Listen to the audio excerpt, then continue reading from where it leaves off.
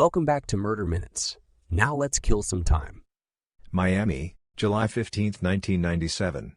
It was a beautiful morning in South Beach when a loud noise disrupted the peace of one of the most exclusive neighborhoods in America. The sound of a gunshot echoed through the air. A man lay bleeding on the steps of his mansion, surrounded by shocked neighbors and stunned tourists. That man was Gianni Versace, the world-renowned fashion designer. Act 1, The Life of Gianni Versace. Before we delve into the tragic events of that day, let's take a look at the life of Gianni Versace. Born in Reggio Calabria, Italy, in 1946, Versace was a talented and visionary designer who revolutionized the world of fashion. He founded his namesake brand in 1978, which quickly became known for its bold prints, bright colors, and glamorous designs. Versace dressed some of the biggest celebrities in the world, including Princess Diana, Madonna, and Elton John. His influence on the fashion industry was immeasurable, and his legacy continues to this day. Act 2, The Murder. The morning of July 15, 1997, Gianni Versace was returning from a walk when he was shot twice in the head by a lone gunman. He fell to the ground on the steps of his mansion and died instantly. The murderer escaped on foot, leaving behind a trail of confusion and terror. The news of Versace's murder spread quickly, and the world was left in shock. The fashion industry had lost one of its brightest stars, and the world had lost a true icon. Act 3, The Investigation. The Miami Beach Police Department quickly launched an investigation into the murder, which would become one of the largest and most complex in its history. The police received a tip that the killer may have been Andrew Cunanan, a known sociopath who was on the FBI's 10 most wanted list for a string of murders across the country.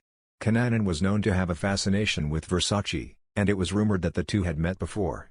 The police immediately began a nationwide manhunt for Cunanan, and the city of Miami Beach was on high alert. Act 4, The Suspects. As the investigation continued, the police uncovered a web of suspects and potential accomplices. Some suggested that Cunanan may have been working with others, and there were rumors of mafia involvement. Others pointed to a possible connection between the murder of Versace and the murder of Chicago real estate developer Lee Miglin, who had been killed by Cunanan just a few months earlier. Miglin's murder was particularly brutal, and it was clear that the killer had a personal vendetta against him. Act 5, The Outcome. After a nationwide manhunt, Andrew Cunanan was eventually found dead in a Miami Beach houseboat, having taken his own life with the same gun used to kill Versace. The police had been closing in on him, and it was clear that he knew he had nowhere else to go.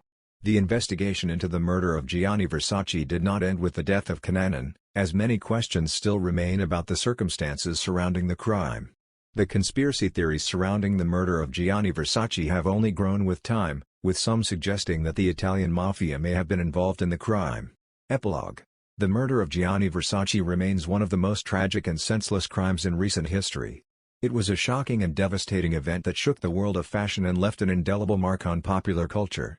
Despite the many unanswered questions surrounding the murder, the legacy of Gianni Versace continues to live on. Thanks for killing time with us. Don't forget to leave your feedback in the comments section. We would really appreciate it if you like and subscribe to the channel. Until next time, Murder Minutes out.